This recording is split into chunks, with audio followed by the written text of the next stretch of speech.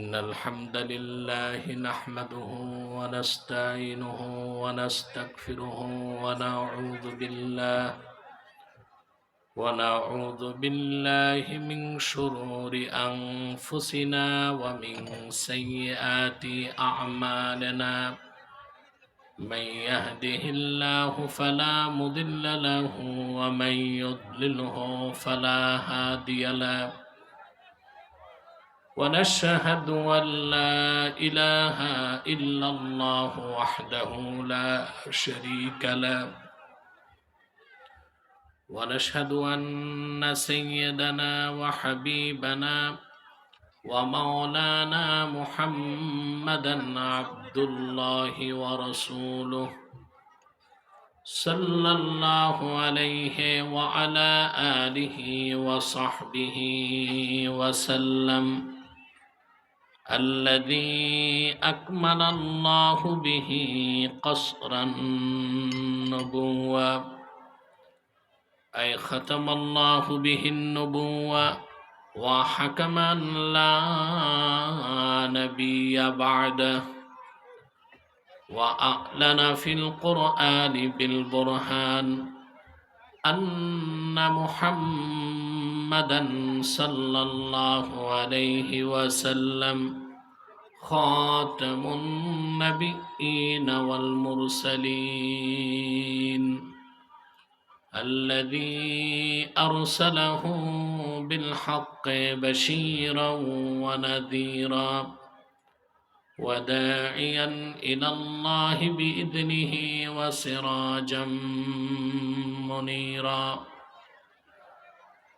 فقد قال الله تعالى في كلامه المجيد والفرقان الحميد أعوذ بالله من الشيطان الرجيم بسم الله الرحمن الرحيم يا أيها الذين آمنوا اتقوا الله حق تقاته ولا تموتن إلا وأنتم مسلمون صدق الله العظيم وصدق رسوله النبي الكريم ونحن على ذلك من الشاهدين والشاكرين والحمد لله رب العالمين إن الله وملائكته يصلون على النبي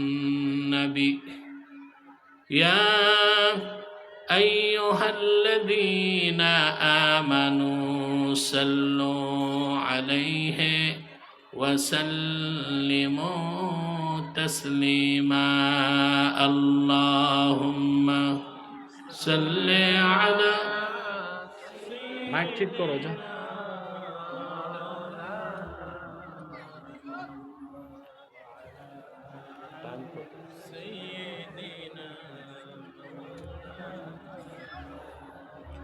জবান খুলে পড়ুন আল্লাহুম্মা সাল্লি আলা সাইয়্যিদিনা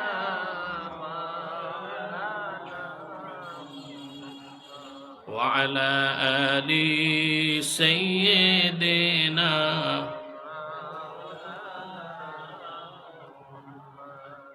فهو الذي تم معناه وصورته ثم اصطفاه حبيبا بارئ النسمي اللهم صل على سيدنا মাইকটা ঠিক করো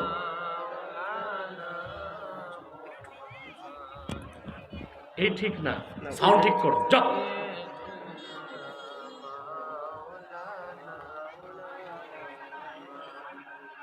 मेरा दिल तड़प रहा है, मेरा जल रहा है सीना,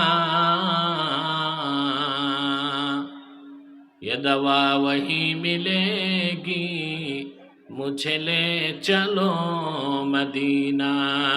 अल्लाहुम्मा सल्ले अला सय्यिदिना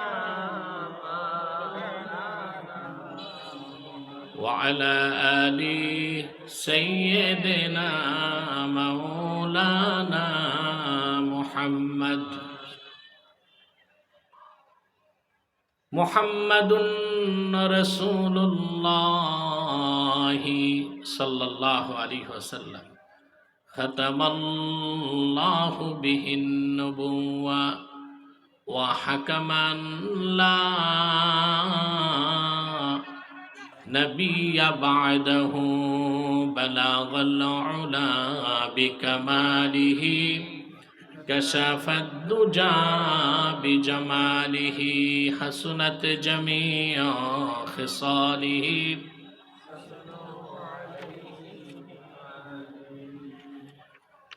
মানবতার দিশারি যুব সংগঠনের উদ্যোগে আয়োজিত আজকের 13তম বার্ষিক তাফসীরুল কোরআন মাহফিলের সম্মানিত সভাপতি মাওলানা ফজলুল করিম বারাকাল্লাহু ফি উমরিহি, হাজারাত উলামায়ে কেরাম, তুলাবায়ে এজাম, বিভিন্ন প্রান্ত থেকে আজকের মহতি মাহফিলে যারা উপস্থিত হয়েছেন স্বেচ্ছায় সানন্দে স্বতঃস্ফূর্তভাবে মনের আনন্দে, তাদের সকলকে আমার পক্ষ থেকে হৃদয় নিংড়ানো ভালোবাসা, শুভেচ্ছা এবং অভিনন্দন জ্ঞাপন করছি। সবটুকুন শুকরিয়া আল্লাহ তাআলার জন্যে, যিনি আজকের বরকতপূর্ণ মাহফিলে আমাদেরকে আসার ও বসার তৌফিক মেহেরবানি করে ভিক্ষা দান করেছেন। সেজন্য আসুন আমরা সকলে একবার অবনত চিত্তে হৃদয়ের আবেগ অনুভূতি উজাড় করে সমবেত কণ্ঠে বলি আলহামদুলিল্লাহ। অগণিত অসংখ্য দরুদ ও সালাম আল্লাহর সৃষ্টির প্রধান আকর্ষণ, বিশ্বসভার সভাপতি, সকল নবী রাসূলগণের মাথার তাজ, শামসুল হিদায়াত, বদরুদ্দুজা, সাইয়্যিদুস সাকালাইন, ইমামুল মুরসালিন, খাতামুন নবিয়্যিন আল মুরসালিন, আফতাবে নবুওয়াত, শাহনশাহে রিসালাত, সরকারে দো জাহাঁ, সুলতানুল মদিনা, নবিয়ুল আম্বিয়া, হুজুরে আকরম, নূরে মুজাসসম, নূরুন আলা নূর, সৈয়দিনা হাবিবিনা শফিঈনা মাওলানা মুহাম্মদ সাল্লাল্লাহু আলাইহি ওয়াসাল্লামের উপর আল্লাহ তাবারাকা ওয়া তাআলা, যাকে আজ থেকে প্রায় ১৫০০ বছর আগে প্রেরণ করেছেন সর্বশ্রেষ্ঠ ও সর্বশেষ নবী ও রাসূল হিসেবে, যার পরে আজ পর্যন্ত পৃথিবীতে অবশ্যই কোনো প্রকার নবী কিংবা রাসূল অবশ্যই আসে নাই, অবশ্যই এখনো নাই, অবশ্যই কিয়ামত পর্যন্ত আসবে না। সম্মানিত সুধী, আপনারা দুপুরবেলা দিনের বেলা কষ্ট করে এসেছেন, ঠিক না? আপনাদের মুখটাও বন্ধ, কেমনে হবে? জিটা ঠিক মতো বলেন। এই প্যান্ডেলটা ঠিক হয় নাই, এটা হয়েছে লম্বা, এটা করার দরকার ছিল এভাবে। যাদের চামড়া নরম ওরা দূরে যেয়ে বসে আছে ছায়াতে। জীবনে কতবার তোমরা মাইকটা ঠিক করো, সাউন্ডটা, মাইকটা খুব বাজে সাউন্ড, সাউন্ড কমাও, পরিষ্কার করো আওয়াজ, বেশি আওয়াজ দরকার নাই, সাউন্ডকে কমাও, কানে লাগবে না, ডবল হবে না, আওয়াজটা রিল্যাক্স হবে। জীবনেতে বহু খেলাধুলা দেখতে যেয়ে করতে যেয়ে রোদে জ্বলেছেন, বৃষ্টিতে ভিজেছেন, ঠিক না ভাই? আপনাদেরকে বলছি যারা দাঁড়ায় আছেন, রোদে বসতে চান না যারা, নেতা নেত্রীর পিছনে বহুত মিছিল করে বৃষ্টিতে ভিজেছেন, রোদে জ্বলেছেন, আল্লাহর কোরআনের মহব্বতে কিছু সময় রোদে জ্বলবেন, এই কষ্টটুকুন করতে পারেন না, আপনাদের দ্বারা কতটুক দিনের কাজ আশা করা যায়? আসেন আসেন সবাই সবাই, একটা মানুষও দূরে দাঁড়াবেন না,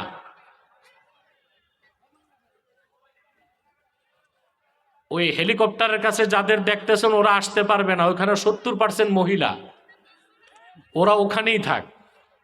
বরং পুরুষ যারা আপনারা আল্লাহর হস্তে বসে যান, বাম পাশ থেকে আসুন, ভিতরে আসুন, সব ভিতরে এসে বসুন। প্রিয় ভাইরা, আজকে যে মাহফিলে এসেছেন, আসার পেছনে পার্থিব জাগতিক রাজনৈতিক কোনো স্বার্থ আছে? জোরে বলেন। আমরা এসেছি আল্লাহ তার রসুলের রেজামন্দি হাসিল করতে, ঠিক না ভাই? আল্লাহর কোরআন থেকে এলেম শিখতে। অন্য কোনো উদ্দেশ্য আছে? আমরা এই মাজলিসে বসার সঙ্গে সঙ্গে আমাদের জিন্দিগির সগীরা গুনাহগুলো আল্লাহ মাফ করে দিছে, এই বিশ্বাসটা আছে? একটু পরে আমরা হাত তুলব না? বিদায় নিব না হাত তুলে? কথা বলে না। এককভাবে না সম্মিলিত?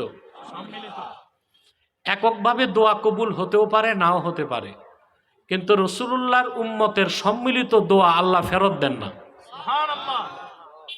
মোজাম তাবারানির হাদিস, রাসূলুল্লাহ সাল্লাল্লাহু আলাইহি ওয়াসাল্লাম ইরশাদ করেছেন, মা রাফা কওমুন আকুফাহুম ইলাল্লাহি তাআলা ইয়াসআলুনাহু শাইআন ইল্লা কানা হাক্কান আলাল্লাহি আন ইয়াদা ফি আইদিহিম আল্লাযী সাআলুহু। আল্লাহর হাবিব ইরশাদ করেছেন, আমার উম্মতের কোনো একটি দল যদি, আমার উম্মতের মানুষেরা যদি দলবদ্ধ হয়ে তাদের মধ্যে কোনো এক দল যদি আল্লাহর কাছে হাত তুলে কিছু যদি চায়, আল্লাহর উপর হক হয়ে যায়, তাদের হাতগুলোতে তারা যা চায় আল্লাহ তা দিয়ে দেন। খুশি আছেন? জোরে বলেন। তাই একটু পরে আমরা হাত তুলবো, গুনাহ মাফ হবে, তওবাও কবুল হবে। এতে আমরা খুশি না বেজার? বেজার কে? শয়তান তো এখন ওয়াসওয়াসা দিবে। আমরা নেক নিয়ত করে শয়তানের নাপাক গালে চপেটাঘাত করতে পারি? আমরা নিয়ত করছি কিছুক্ষণ পরে আজকের মুনাজাত করে গুনাহ মাফ করে নিষ্পাপ বেহেশতি আল্লাহওয়ালা হয়ে বাড়ি যেতে চাই। কারা কারা হাত তুলে আল্লাহকে দেখান। নারে তাকবীর, নারে রিসালাত। আল্লাহ কবুল করুন, মঞ্জুর করুন। মাহফিলের পরিবেশ যত সুন্দর করবেন, কবর জীবন তত সুন্দর হবে। আলহামদুলিল্লাহ। যে ভাইরা এখনো দূরে বসে আছেন, চেষ্টা করুন ভিতরে চলে আসা। আসুন, ভিতরে আসুন। আপনারা বসুন, দাঁড়িয়ে না থেকে। মাহফিলের পরিবেশ যত সুন্দর করবেন, আপনার কবর জীবন তত সুন্দর হবে। পিছনে যারা বসতেছেন সামনে এসে এসে বসুন, ফাঁকা জায়গাগুলো পূরণ করে। মাহফিলের কিছু আদব আছে, তমিজ আছে, এগুলো রক্ষা করতে হয়, হয় কি না ভাই? আমি বহুবার বলেছি, আর বলবো না। আপনাদের বিবেক যদি থাকে, আপনারা আমার কথা শুনবেন এবং এসে প্যান্ডেলে বসবেন। তারা ভুল করেছে, উপরে সামিয়ানা দেয়নি, কিন্তু এই ভুলের জন্য আপনাদের ক্ষমা সুন্দর দৃষ্টিতে দেখতে হবে আর বিনয়ের সাথে মাহফিলে এসে বসতে হবে। আমি আজকে আপনাদের সামনে তেলাওয়াত করেছি সূরা আলে ইমরান থেকে 102 নম্বর আয়াত। বলুন তো ভাই, কোন সূরা? জোরে বলতে হবে। আয়াত নাম্বার। আল্লাহ রাব্বুল আলামিন বলেন, ইয়া আইয়ুহাল্লাযীনা আমানু তাকুল্লাহা হাক্কা তুকাতিহি ওয়া লা তামুতুন্না ইল্লা ওয়া আনতুম মুসলিমুন। আল্লাহ রাব্বুল আলামিন বলেন, হে ঈমানদারগণ, বিশ্বাসীগণ, তোমরা মহান আল্লাহকে যথার্থভাবে ভয় করো আর পরিপূর্ণ মুসলিম না হয়ে মৃত্যুবরণ করো না। সুবহানাল্লাহ। আল্লাহর নির্দেশ কি? ঈমানদারগণ, তোমরা আল্লাহকে যথার্থভাবে ভয় করো আর পরিপূর্ণ মুসলিম না হয়ে মৃত্যুবরণ। কথা বলেন। আপনারা আমার থেকে দূরে সরে গেছেন, গেপ হয়ে গেছে, ঠিক না? এটা আরেকটা ভুল হয়েছে। বিছানা ভিতরে দরকার ছিল, তারপর বাইরে, ঠিক কিনা? আল্লাহ তাআলা বিশ্বাসী ইমানদারদেরকে বলেছেন, তোমরা আল্লাহকে যথার্থ ভয় করো আর পরিপূর্ণ মুসলিম না হয়ে মৃত্যুবরণ করো না। এই নির্দেশটা কার? একটা আয়াত, দুইটা নির্দেশ। কটা নির্দেশ? গভীরভাবে মনোযোগ দিলে দেখতে পাবেন আয়াতে শুরু করেছেন আল্লাহ তাআলা ঈমান দিয়ে, শেষ করেছেন ইসলাম দিয়ে, মাঝখানে তাকওয়া। ঠিক না? ঈমানদারগণ আল্লাহকে ভয় করো, পরিপূর্ণ মুসলিম না হয়ে মৃত্যুবরণ করো না। আয়াতে শুরু করছেন ঈমান দিয়ে, শেষ করছেন ইসলাম দিয়ে, মাঝখানে কি? জোরে। তাহলে স্পষ্ট বোঝা যায় ঈমান না এনে মুসলিম হবার কোনো সুযোগ নাই। কোরআনে কারিমে আল্লাহ রাব্বুল আলামিন কাফের এবং মুশরিকদেরকে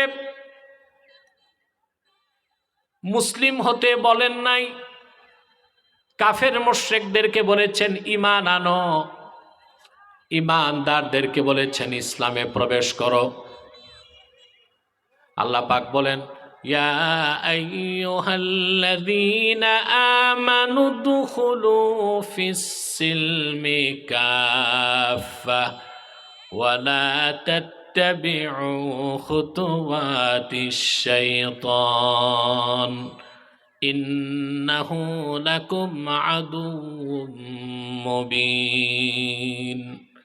আল্লাহ রাব্বুল আলামিন বলেন, হে ঈমানদারগণ, বিশ্বাসীগণ, তোমরা পরিপূর্ণভাবে ইসলামে প্রবেশ করো, শয়তানের পদাঙ্ক সমূহ অনুসরণ করো না, নিশ্চয়ই শয়তান তোমাদের প্রকাশ্য শত্রু। তাহলে কাফের মুশরিককে ইসলামে প্রবেশ করতে বলা হয় নাই, কাফের মুশরিককে বলা হয়েছে ঈমান আনো, ঈমানদারকে বলা হয়েছে ইসলামে প্রবেশ করো। তাহলে বোঝা যাচ্ছে যেখানে ঈমান নাই ওখানে ইসলাম, জোরে, যেখানে ঈমান নাই সেখানে ইসলাম নাই। ঈমান এনে মুমিন হতে হবে, আত্মসমর্পণ করে মুসলিম হতে হবে। ঈমান ছাড়া ইসলামে প্রবেশ করার কোনো সুযোগ নাই। আল্লাহ কর্তৃক প্রেরিত, রাসূলুল্লাহ কর্তৃক আনিত দিন ইসলাম, এটাই তো একমাত্র সত্য দিন, দিনে হক। এছাড়া যত ধর্ম মতবাদ আছে সব হচ্ছে জুলুমাত, সব হচ্ছে অন্ধকার। ঠিক কিনা? ইসলামটাই একমাত্র আল্লাহ নূর, আর সব হচ্ছে অন্ধকার। কোরআনে কারিমে আল্লাহ তাআলা বলেন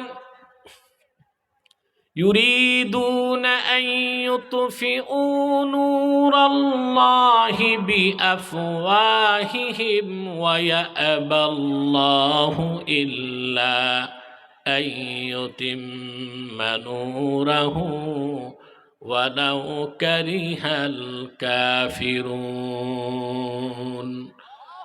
আল্লাহ রাব্বুল আলামিন বলেন, কাফেরেরা, মুশরিকেরা তাদের মুখের ফু দিয়ে আল্লাহর নূরকে নিভায় দিতে চায়, অথচ আল্লাহ সিদ্ধান্ত নিয়েছেন তিনি তার নূরকে পরিপূর্ণতা দান করা ছাড়া অন্য কিছুই করবেন না।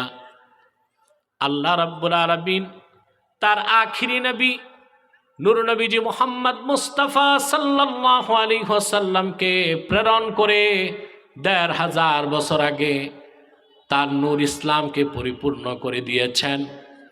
সেটাই একমাত্র নূর। এছাড়া যত ধর্ম আছে, মতবাদ আছে, সব হচ্ছে অন্ধকার, জুলুমাত। তো ইসলাম যে গ্রহণ করবে তাকে আগে ঈমানদার হতে হবে। কথা বলে না? ঈমান এনে মুসলিম, ঈমান এনে মুমিন, আত্মসমর্পণ করে মুসলিম। সুবহানাল্লাহ। অন্যান্য ধর্মের নিয়ম কি দেখেন? যে লোকটা মন্দিরে যাতায়াত করে সে লোকটা হিন্দু হতে পারে, পারে কিনা? যদিও বা সে রামকৃষ্ণকে বিশ্বাস করে না। কোন খ্রিস্টান গির্জায় যাতায়াত করলে খ্রিস্টান হতে পারে, যদিও বা সে যীশু খ্রিস্টকে বিশ্বাস করে না। কোন বৌদ্ধ প্যাগোডায় যাতায়াত করে বৌদ্ধ হতে পারে, যদিও বা সে গৌতম বুদ্ধকে বিশ্বাস করে না। পক্ষান্তরে কোনো মানুষ যদি নামাজ পড়ে, রোজা রাখে, হজ করে, যাকাত দেয়, দাড়ি টুপি জুব্বা কুর্তা সব ঠিক আছে, আল্লাহর কোরআনের বিসমিল্লাহর বা থেকে মিনাল জিন্নাতি ওয়ান নাসের সিন পর্যন্ত কোন একটা বাক্যের একটা শব্দের একটা অক্ষরকে যদি অস্বীকার করে সে কাফের বলে গণ্য হবে, মুসলিম বলার সুযোগ নাই। মুসলিম হওয়ার সুযোগ। ইসলামের শুরুটাই ইমান। কি? ইমান এনে মুসলিম হতে হয়। ইমান না এনে শুধু নামাজ রোজার মাধ্যমে মুসলিম হবার কোনো সুযোগ নাই। সেজন্য আল্লাহ তাআলা হুকুম করেছেন, হে ইমানদারগণ, তোমরা আল্লাহকে যথার্থ ভয় করো আর পরিপূর্ণ মুসলিম না হয়ে মৃত্যুবরণ করো না। আমাদেরকে আল্লাহ কি হতে বলেছেন? মুসলিম। আমরা যারা ইমানদার আমাদেরকে কি হতে বলেছেন? মুসলিম। আমাদের পরিচয় কি? জোরে না বাঙালি, বাংলাদেশি? উম্মতে মুহাম্মাদীর সবচেয়ে বড় পরিচয় আমরা মুসলিম। সুবহানাল্লাহ। আজকে রাজনৈতিক স্বার্থে অনেকে মুসলিম পরিচয় গোপন করতেছে, বলে কে মুসলিম কে অমুসলিম তা দেখার দরকার নেই, আমরা মানুষ। আরে ভাই, তোমরা মানুষ, তোমরা কুত্তা না শুয়োর না আমরা জানি, কিন্তু মানুষ এটাই তো বড় পরিচয় না। আমার সবচেয়ে বড় পরিচয় আমি মুসলিম। এই কথা যারা বলছে তাদের ধান্দাবাজি হচ্ছে ভোট আর নোট। ভোট আর কিছু ভোটের জন্য, হিন্দুদের ভোট পাওয়ার জন্য আর বিদেশিদের নোট পাওয়ার জন্য এই কথাগুলো বলে যে আমরা কে মুসলিম কে অমুসলিম এটা বড় কথা না, আমরা বাঙালি, আমরা মানুষ। বলেন নাউজুবিল্লাহ। আমাদের সবচেয়ে বড় পরিচয় আমরা মুসলিম। বলেন সুবহানাল্লাহ। আপনাদের এলাকায় আসাই তো মুশকিল। এতবার বললাম বসতে, তারপর আপনারা প্যান্ডেলে বসলেন না, ওই যে গাছের গোড়ায় দাঁড়ায় আছে। মানুষের তো সভ্যতা, ভদ্রতা, শৃঙ্খলা বলে কিছু বিষয় আছে। আপনাদের আচরণ যদি এইরকম হয় যে ওয়াজ শুনবেন দাঁড়ায়া বসবেন না, তাহলে তো হয় না। আপনারা বসেন, যা দাঁড়িয়ে আছেন বসেন, পিছনে যারা দাঁড়িয়ে আছেন বসেন।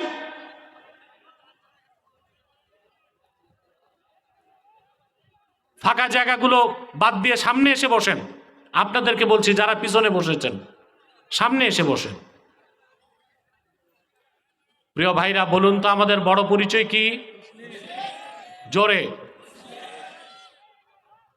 সবচেয়ে আশ্চর্যের বিষয়, পূর্বে যত নবী এসেছেন, আসছে না, তাদের ইমানদার উম্মতদের পরিচয় ছিল মুসলিম। সুবহানাল্লাহ বলেন। কি পরিচয় ছিল? যেমন আমি একটা দৃষ্টান্ত দিচ্ছি। হযরত ঈসার প্রসঙ্গে আল্লাহ বলেন, ফালাম্মা আহাসসা ঈসা মিনহুমুল কুফরা ক্বালা মান আনসারি ইলাল্লাহ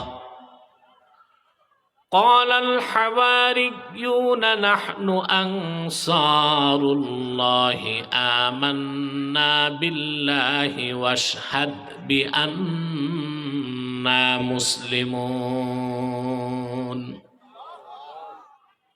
হযরত ঈসাকে আল্লাহ পাঠিয়েছিলেন বনি ইসরায়েলের কাছে, ঠিক না?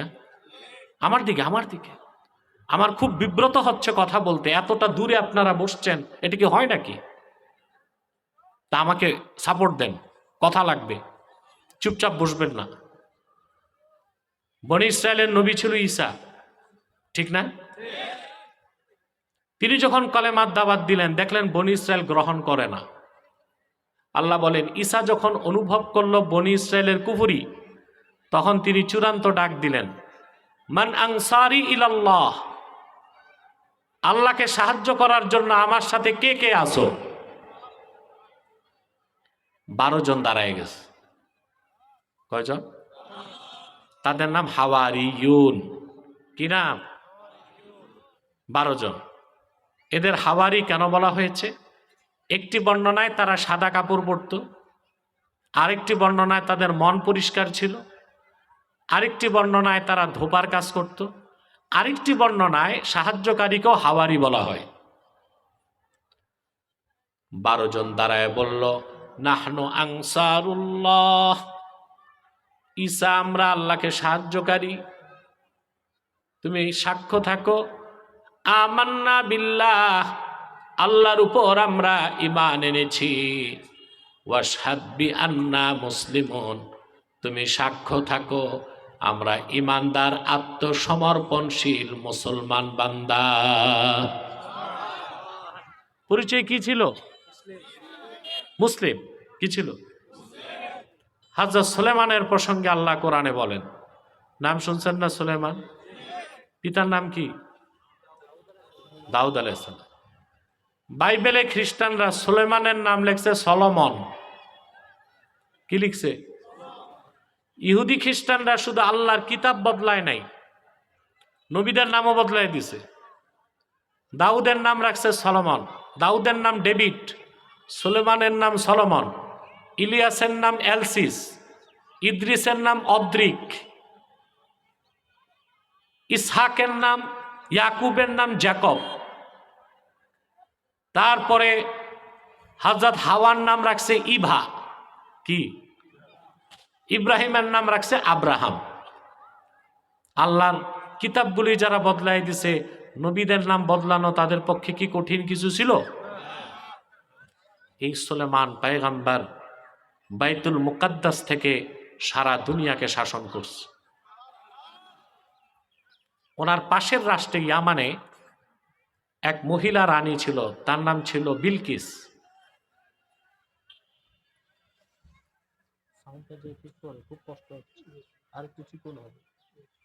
নাম কি ছিল?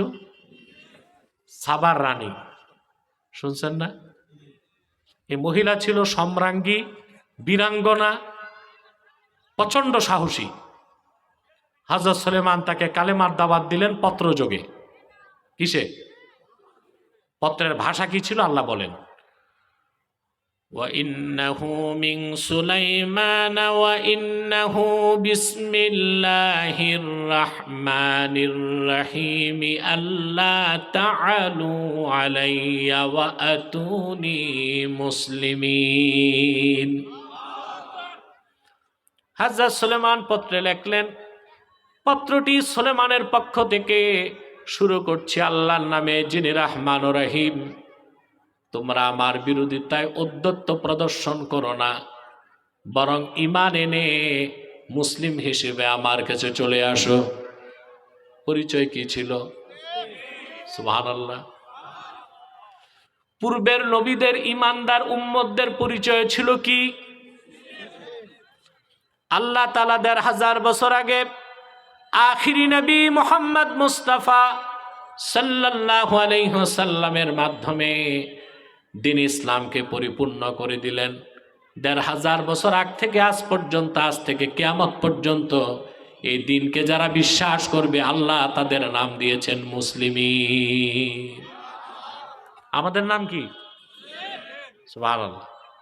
না বাঙালি? মুসলমানকে ভৌগোলিক পরিচয় আলাদা করা যায় না।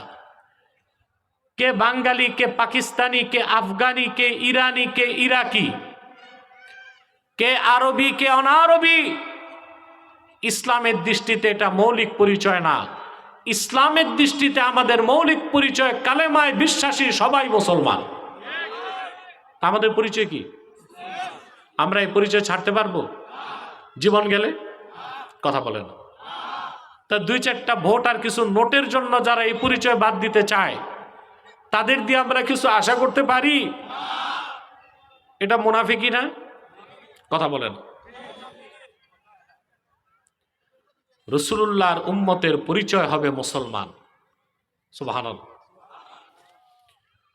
কোরআনে কারিমে আল্লাহ তাআলা বলেন, কুল আমান্না বিল্লাহি ওয়া মা উনজিলা আলাইনা ওয়া মা উনজিলা আলা ইব্রাহিম ওয়া ইসমাঈল ওয়া ইসহাক ওয়া ইয়াকুব ওয়াল আসবাত ওয়া মা উতিয়া মূসা ওয়া ঈসা ওয়ান নাবিয়্যুনা মির রাব্বিহিম লা নুফাররিকু বাইনা আহাদিম মিনহুম ওয়া নাহনু লাহু মুসলিমুন।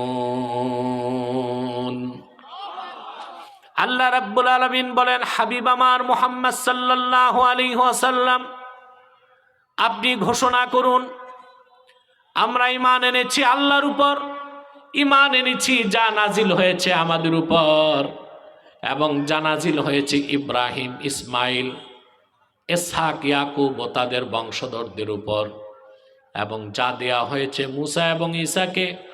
আল্লাহর পক্ষ থেকে যত নবী এসেছেন তাদের মধ্যে আমরা কারো সাথে কারো তারতম্য করি না।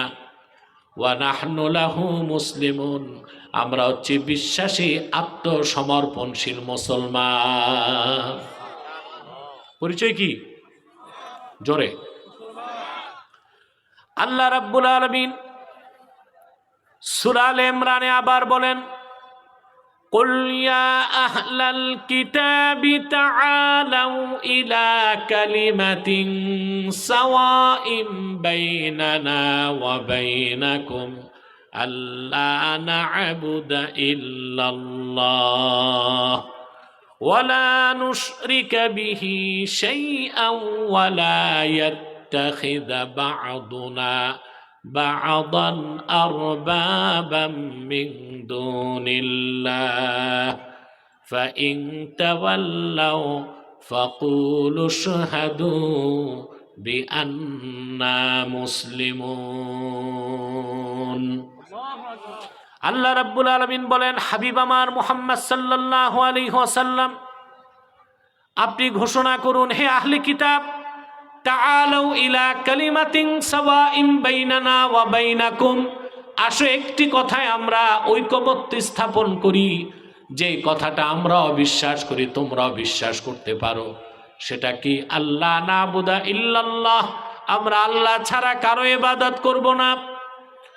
ওয়ালা নুশরিকা বিহি শাইআ, আল্লাহর সঙ্গে কাউরে শরীক করব না।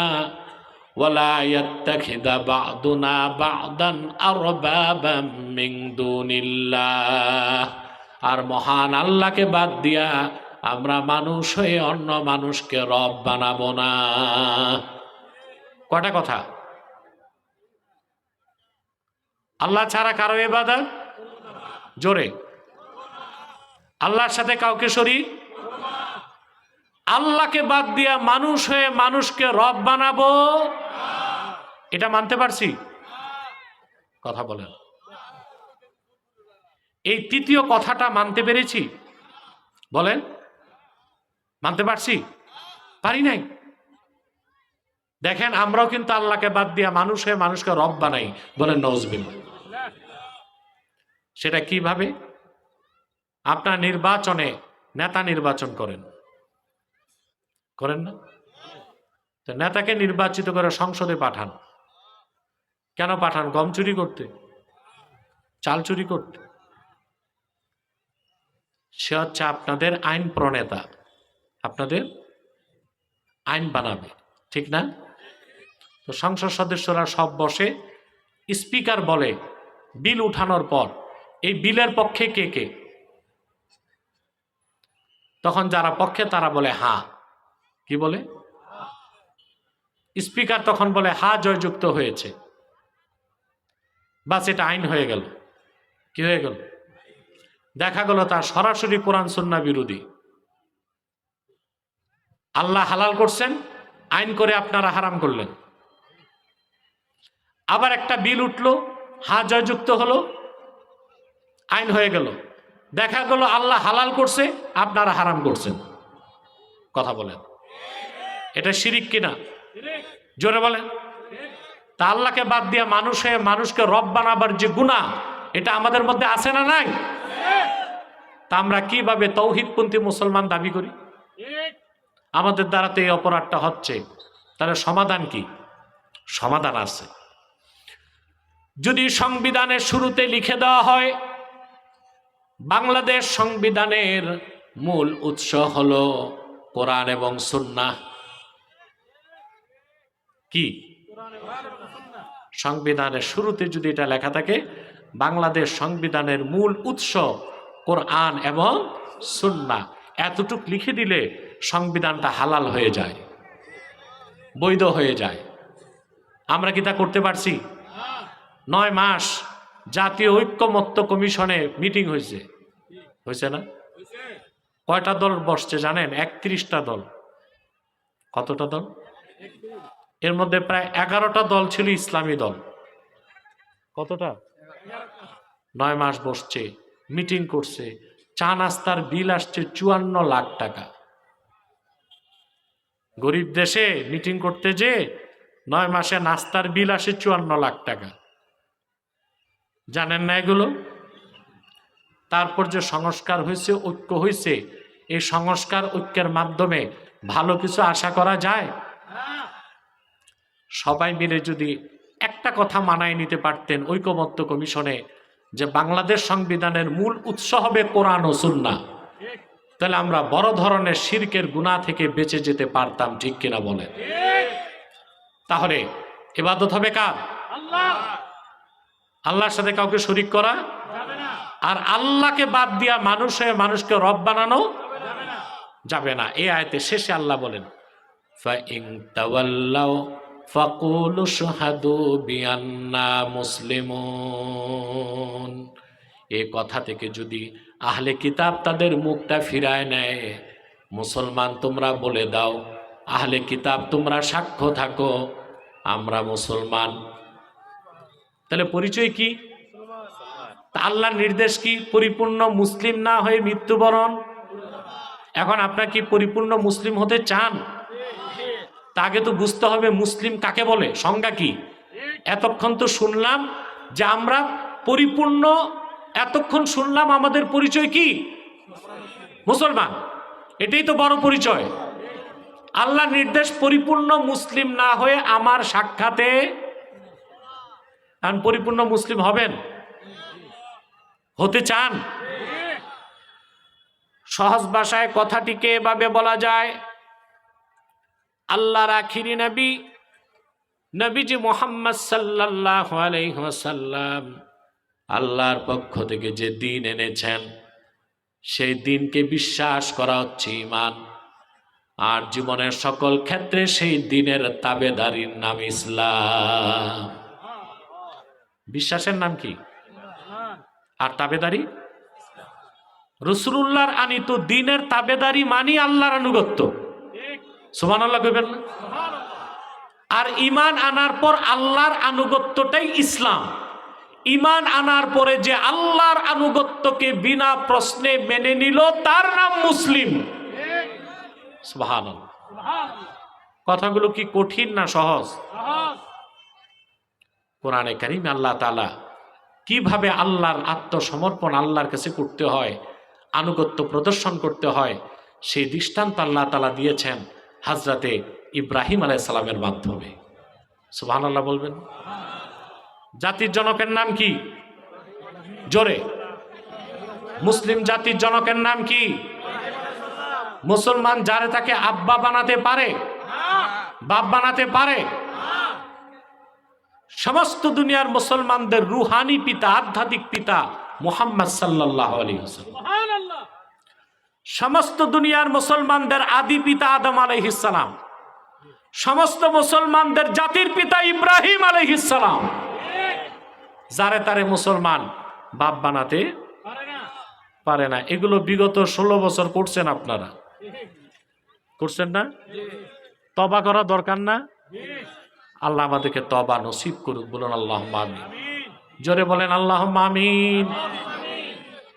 হযরত ইব্রাহিমের মাধ্যমে আল্লাহ দৃষ্টান্ত দিলেন কিভাবে আত্মসমর্পণ করতে হয়। সুবহানাল্লাহ। আল্লাহ পাক বলেন, ওয়া ইদ ক্বালা লাহু রাব্বুহু আসলিম ক্বালা আসলামতু লিরাব্বিল আলামিন। মুহাম্মদ সাল্লাল্লাহু আলাইহি সাল্লাম আপনি স্মরণ করুন, যখন ইব্রাহিমের রব ইব্রাহিমকে বলল আসলিম, তুমি আত্মসমর্পণ করো, আনুগত্যের মস্তক নত করো। হযরত ইব্রাহিম বিনা শর্তে বললেন আসলামতু লিরাব্বিল আলামিন, আমি রাব্বুল আলামিনের জন্য আত্মসমর্পণ করলাম। তিনি যে আত্মসমর্পণ করলেন মুসলিম হিসেবে, তার পরীক্ষা হলো 10টা। কয়টা? জোরে বলেন সুবহানাল্লাহ। একটা দুইটা না, 10টা। 10টা পরীক্ষার মাধ্যমে তিনি প্রমাণ দিলেন তিনি মুসলিম, তিনি পরিপূর্ণ আত্মসমর্পণকারী। কোরআনে কারীম আল্লাহ তাআলা বলেন, ওয়া ইযবিতালা ইব্রাহিম রাব্বুহু বিকালিমাতিন ফাআতাম্মাহুন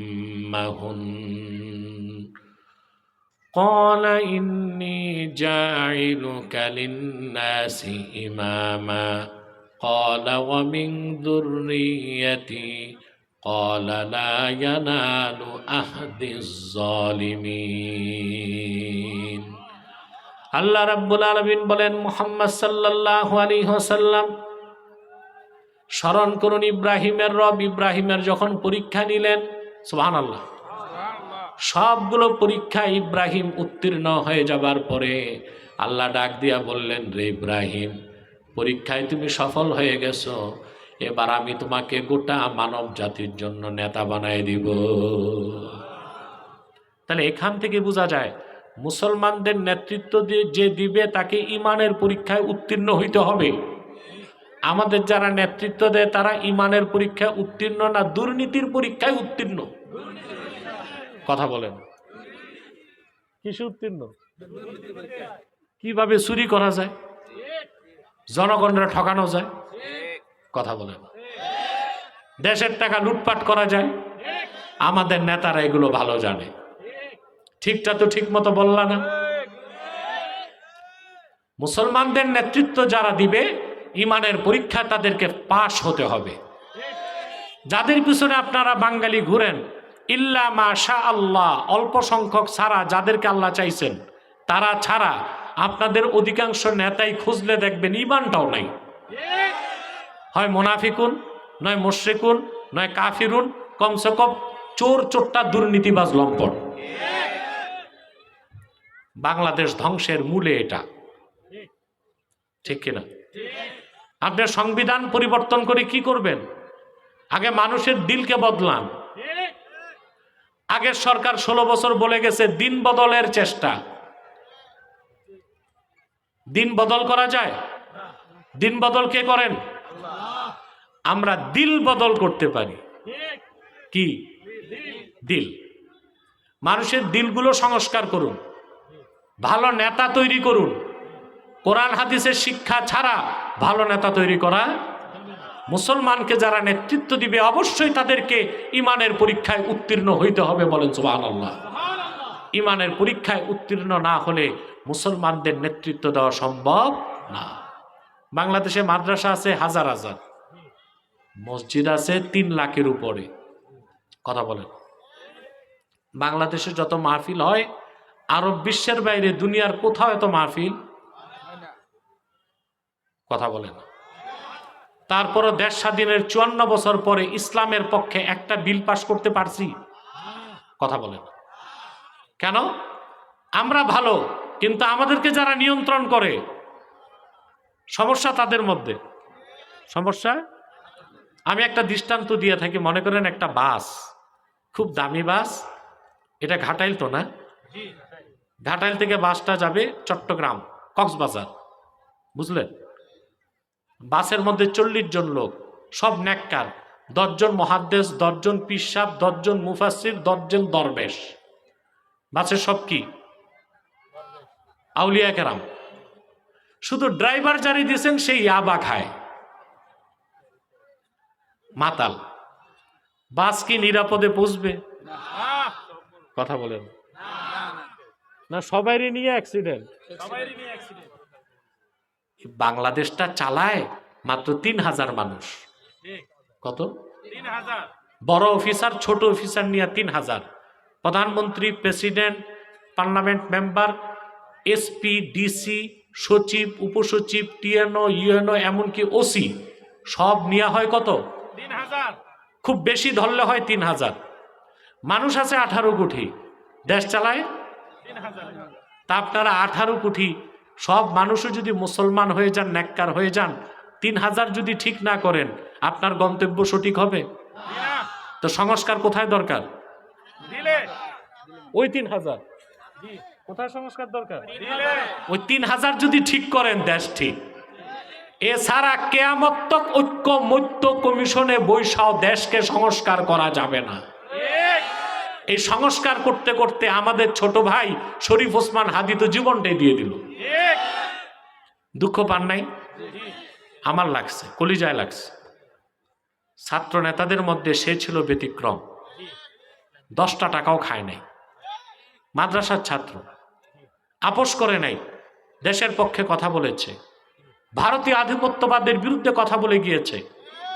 অথচ অন্যান্য ছাত্র নেতা এরা বদল হয়ে গেছে। ঠিক আগে ছাত্র নেতাগুলো দেখছেন না, জুলাই আন্দোলনে এদের মুখে তাকাইলে হাড্ডি গোনা যাইত, আর এখন এদের মুখ থেকে ঘি টপকায়। ঘি টপকায়। কিন্তু ব্যতিক্রম ছিল শরীফ ওসমান হাদি, আপোষ করে নাই, জীবন দিয়েছে। তাহলে সংস্কার আসলে কোথায় লাগবে? এখানে। কোথায়? দিলে প্রাইমারি থেকে বিশ্ববিদ্যালয় পর্যন্ত সকল স্তরে কোরআন হাদিসের শিক্ষাকে বাধ্যতামূলক না করা হলে অফিসার বানানো যাবে, ডিসিএসপি বানানো যাবে, আমলা বানানো যাবে, অফিসার বানানো যাবে, যোগ্য মুসলমান বানানো যাবে না। ওই 3000 মানুষ যারা দেশ চালায় ওদেরকে খাঁটি মুসলমান বানায় দেন, কোনো সংস্কার লাগবে না। বাংলাদেশে পুলিশেরও দরকার হবে না, দেশ ঠিক হয়ে যাবে। ঠিক কিনা? এই কথাগুলো ভাই বুঝতেছেন? জি আপনাদের কষ্ট হচ্ছে রোদে, কষ্ট তো একটু হবেই, করবেনটা কি? হ্যাঁ, রোদ ভালো, মানুষের চামড়ার সমস্যা হয়, মানুষ ওই চিন্তা করতেছে। ওই দেখেন না, 100 বার বলার পরও ওনাদের ভাবসাব খান বাহাদুর আসানুল্লাহ নাতিপুতি, ওনারা ওখান থেকে উঠবে না। আর কিছু লোক আছে দাঁড়ায় আছে, মৌলবী সাহেব কিছু দাঁড়ায় আছে, সুন্দর করে যে বসবে এটা নাই। এই দিক তাকান, অনেক সময় চলে গেছে, আরো কিছু জরুরি কথা শুনতে হবে না ভাই? শয়তান ওয়াসওয়াসা দিতে পারবে? ইনশাআল্লাহ খেয়াল করেন, ইব্রাহিম আলাইহিস সালাম কয়টা পরীক্ষা দিয়েছেন? মুসলিম হিসেবে কয়টা পরীক্ষা? সবচেয়ে কঠিন ছিল 2টা। কয়টা? সবচেয়ে কঠিন পরীক্ষা ছিল 2টা। তার মধ্যে আল্লাহ তাআলা কোরআন শরীফে সবগুলো পরীক্ষার কথাই উল্লেখ করেছেন, বলেন সুবহানাল্লাহ। আল্লাহ হযরত ইব্রাহিমকে ডাক দিয়ে বলেন, ইব্রাহিম, তোমার বংশের গোষ্ঠীর দেশের সবাই তো মূর্তি পূজা করে, ওদেরকে আমার তৌহিদের দাওয়াত দাও। কথা বলে না। ইরাকের বাবেল নামক এলাকায় ছিল ইব্রাহিম আলাইহিস সালামের বাড়ি। তিনি একা তৌহিদবাদী, আর সব কি? কথা বলেন। নক্ষত্র পূজারী, চন্দ্র পূজারী, সূর্য পূজারী, অগ্নি পূজারী, মূর্তি পূজারী। এখন আর সে দেশে যে ছিল রাজা কুখ্যাত নমরুদ, সেও ছিল অগ্নি পূজারী। ঠিক এই গোটা সমাজ ও রাষ্ট্রের বিরুদ্ধে তিনি একা দাঁড়াবেন, চিন্তা করেন, পরীক্ষাটা বড় না? তিনি তাদেরকে ডেকে বললেন, ইদ ক্বালা লিআবিহি ওয়া কওমিহি মা হাদিহি তামাসিলুল্লাতী আনতুম লাহা আকিফুন। পিতাকে ও বংশের লোককে বললেন, তোমরা যে এই যে প্রতিমা মূর্তি নিজ হাতে বানাইছো, নিজেদের খোদা উপাস্য, এগুলোর ইবাদত করো কেন? এগুলো তো তোমরা তৈরি করছো, তারা তোমাদেরকে তৈরি করে না, তো এগুলো তোমাদের উপাস্য হয় কেমন করে? ওদের কাছে কোনো দলিল ছিল না, একটা যুক্তি দিছে। কি দিছে? জোরে বলেন। ওরা বলল, ক্বালু ওয়াজাদনা আবাআনা লাহা আবিদিন। বাপ দাদা পূর্বপুরুষকে দেখছি মূর্তি পূজা করতে, আমরাও করি। কথা বলে না। খুব সূক্ষ্মভাবে খেয়াল করেন, তারা যে শিরক করত ওইটার পক্ষে যুক্তি দিছে, কারণটা হচ্ছে সাংস্কৃতিক কারণ। কি কারণ? অর্থাৎ বাপদাদা করতে আমরাও করি। বাপদাদা পূর্বপুরুষ কোন দেশে যে রীতিনীতি পালন করে ওইটার নাম কি? সংস্কৃতি। ওটার নাম কি? আচ্ছা ভাই, সংস্কৃতির দোহাই দিয়া সেরেক করা যাবে? আমরা কি বাংলাদেশের সংস্কৃতির দোহাই দিয়া সেরেক করি? জি। 21শে ফেব্রুয়ারি যে ফুল দিতে যান, কথা বলেন, ওখানে কি ভাষা শহীদরা শুয়ে আছে শহীদ মিনারে? এইটা কি? ফজর নামাজ বাদ দিয়া নগ্ন পায়ে যে পুষ্প অর্পণ করে নীরবতা পালন করেন, এটা কি প্রস্তর পূজা নয়? কথা বলেন। স্মৃতিসৌধের নেতারা যে যে চুপচাপ নীরবতা পালন করে, এই যে পাথরের সামনে দাঁড়ায়া, এটা কি প্রস্তর পূজা নয়? জিজ্ঞেস করলে বলবে এটা সংস্কৃতি। বলেন নাউজুবিল্লাহ। সাংস্কৃতিক দোহাই দিয়ে, রাজনৈতিক দোহাই দিয়ে কোনোভাবেই শিরক করার সুযোগ নেই। হযরত ইব্রাহিম বললেন, ঠিক আছে, মূর্তি পূজা ছাড়বা না? তিনি বিপ্লবের ডাক দিলেন। সুবহানাল্লাহ। এই দুনিয়ায় আল্লাহর তাওহীদের পক্ষে প্রথম বিপ্লবের ডাক দিয়েছেন যিনি, তার নাম ইব্রাহিম খলিলুল্লাহ। তিনি বললেন, ওয়াতাল্লাহি লাআকিদান্না আসনামাকুম বা'দা আন তুওয়াল্লু মুদবিরিন। আল্লাহর কসম, তোমরা বাড়ি গেলেই এই মূর্তিগুলোর ব্যাপারে আমি চূড়ান্ত সিদ্ধান্ত নিব। বিপ্লবের ডাক দিলেন আর বিপ্লব শুরু করে দিলেন। একটু সুবহানাল্লাহ কইবেন না ভাই? তারপর কি করলেন? কুঠার একটা হাতে নিয়ে এই সব উপাস্য আর দেবদেবীর মূর্তি ভাঙ্গা শুরু করলেন। নাক নকশা ভাঙ্গা সব সমান, সব।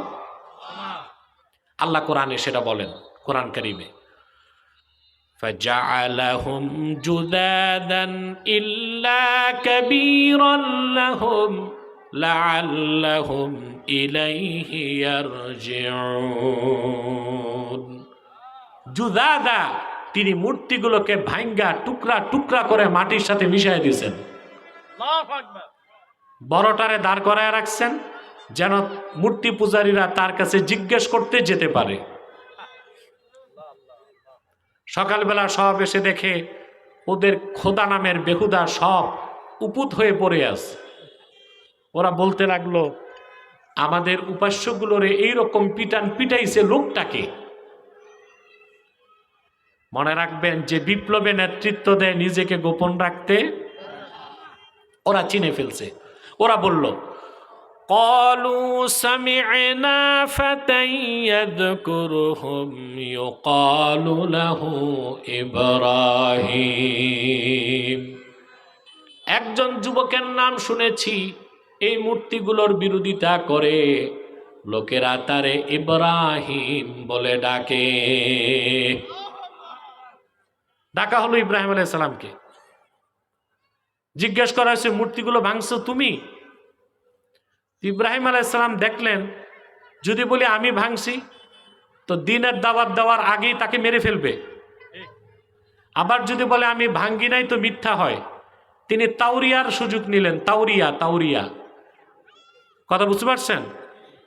তিনি বললেন, বাল ফাআলাহু কাবীরুহুম হাযা ফাসআলুহুম ইন কানু ইয়ানতিকুন। এখানে যে বড় আছে সে ভাঙছে। মূর্তিগুলো যদি কথা বলে তাদেরকে জিজ্ঞেস করো তাদেরকে কে ভাঙছে। ওরা মনে মনে চিন্তা করে, আমাদের উপাস্যগুলো তো সব বোবা, এগুলো তো কথা বলতে পারে না।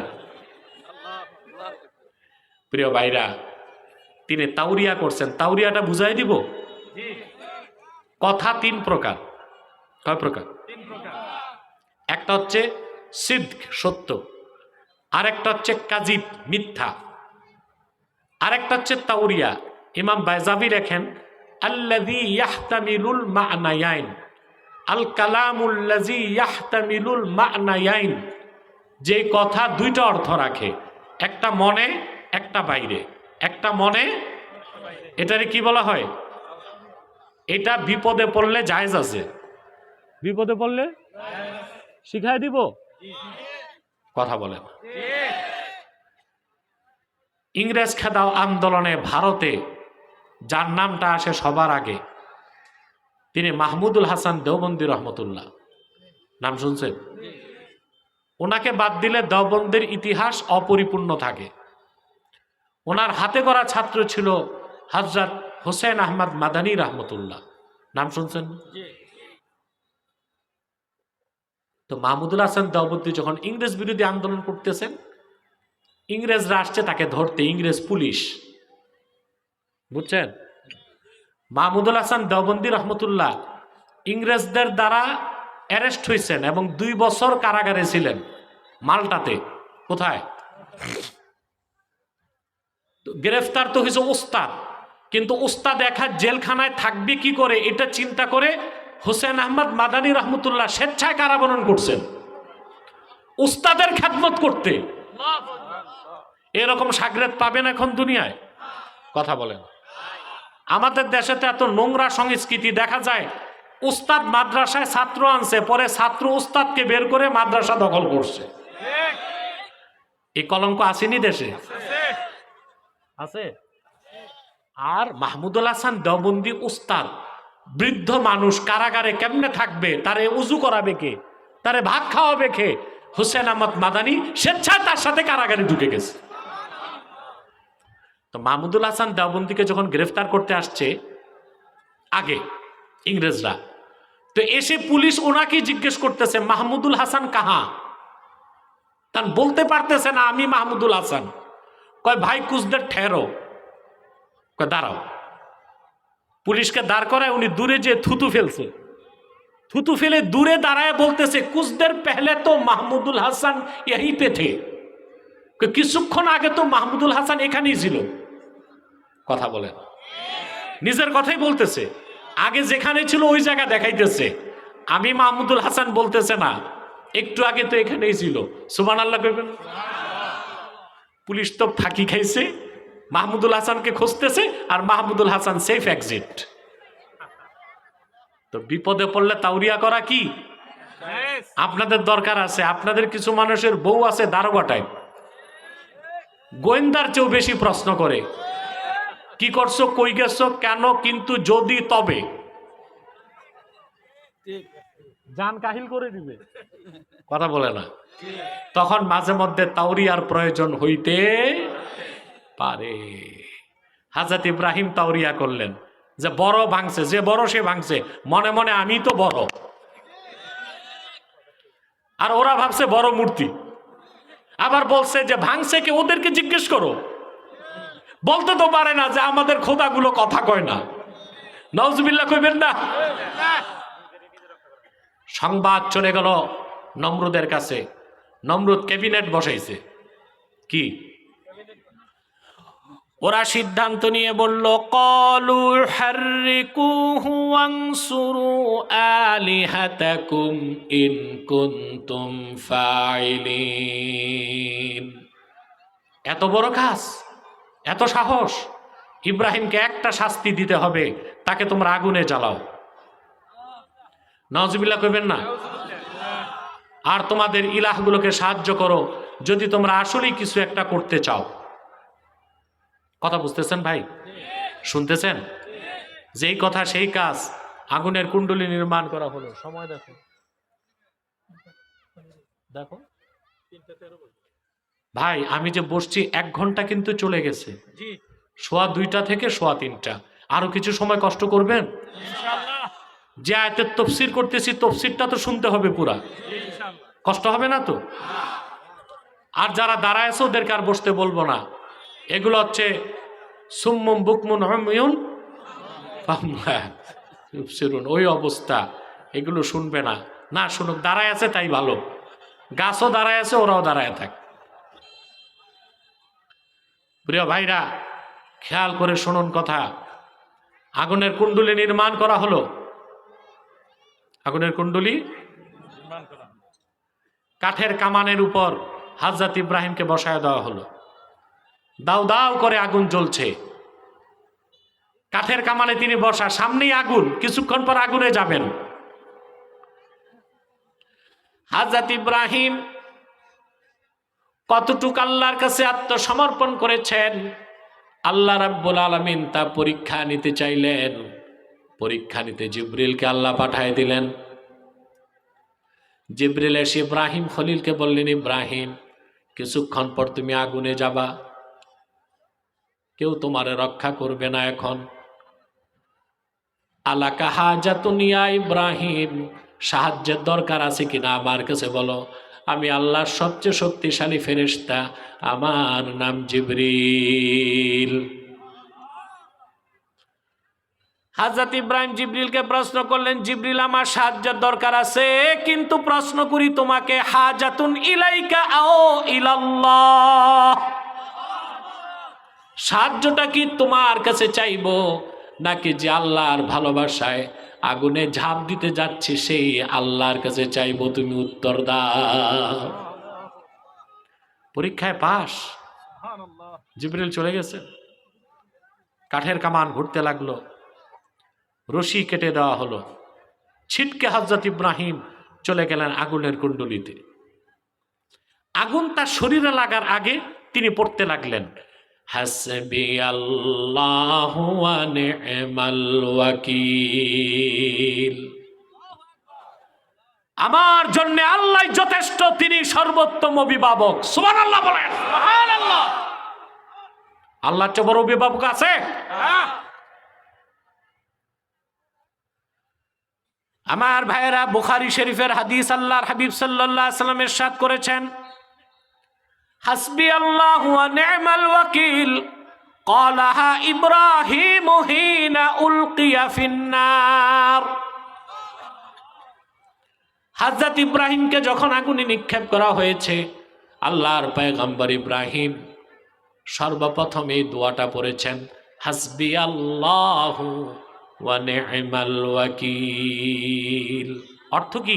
আল্লাহ আমার জন্য যথেষ্ট, তিনি সর্বোত্তম অভিভাবক। সুবহানাল্লাহ কইবেন না? সুবহানাল্লাহ। দোয়াটা শিখায় গেলাম, পড়বেন বিপদে। বিপদ আসার পরে না, বিপদ আসার আগে পড়ার দোয়া এটা। এই দোয়া সকাল সন্ধ্যা পড়লে আর বিপদ। সুবহানাল্লাহ বলবেন। পুরা দোয়াটা হাদিস শরীফে আসছে, আমি কি বলে দিব? কথা বলে না, পড়েন আমার সাথে।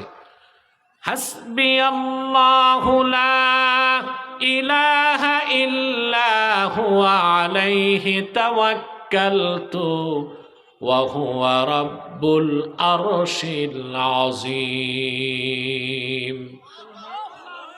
ফজর নামাজের পরে যে বান্দা 7 বার পড়বে, মাগরিবের পর 7 বার পড়বে, 24 ঘন্টার জন্য আল্লাহ তাকে নিরাপত্তার চাদরে ঢেকে দিবেন। এমন ভাবে লেমিনেটেড হয়ে যাবে বান্দা, কোনো জাদুটোনা, খুন খারাপি, বুলেট বোমা, বিপদ আপদ 24 ঘন্টা তার কাছে আসতে পারবে না। সুবহানাল্লাহ।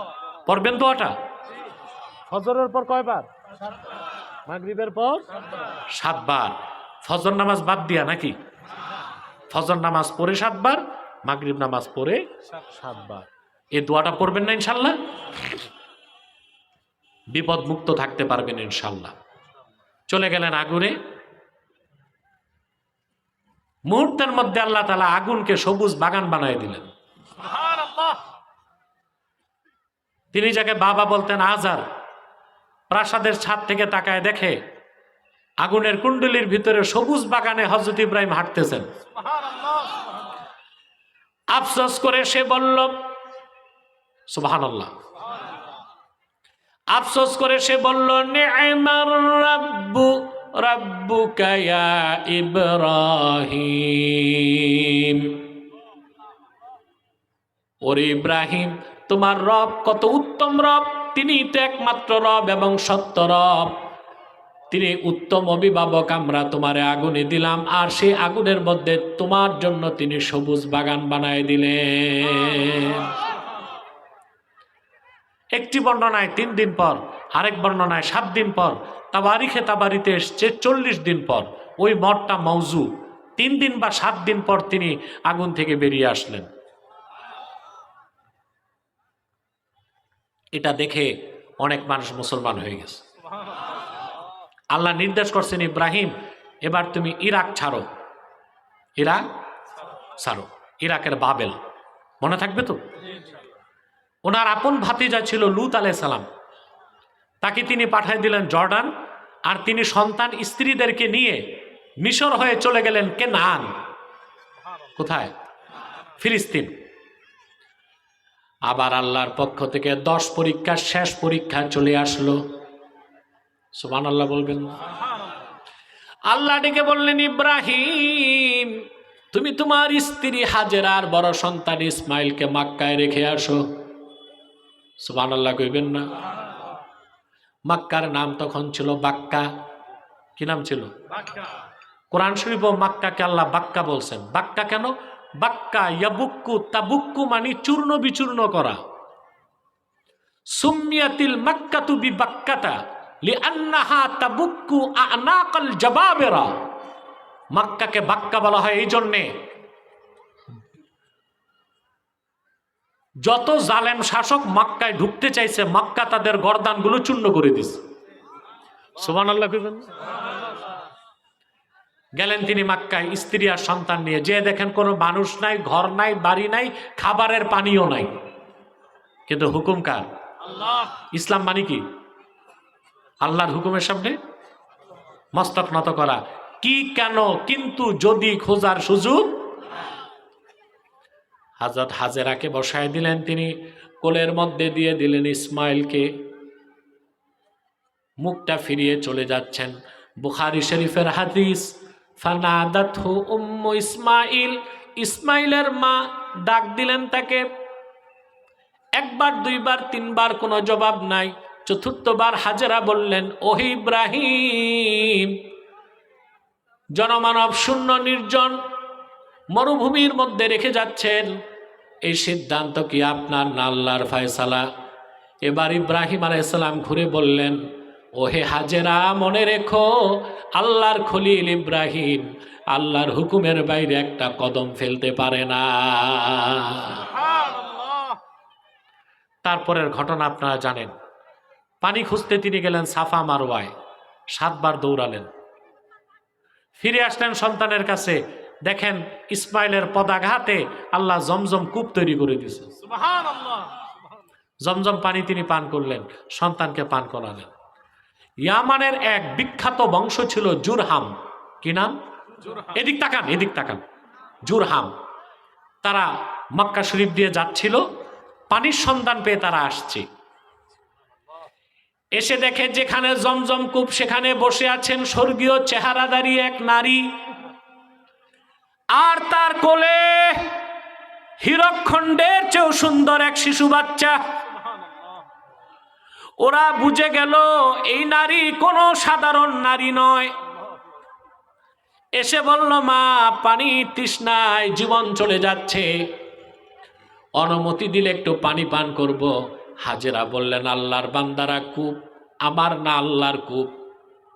আল্লাহর বান্দাদের জন্য এই কূপ কিয়ামত পর্যন্ত খোলা থাকবে।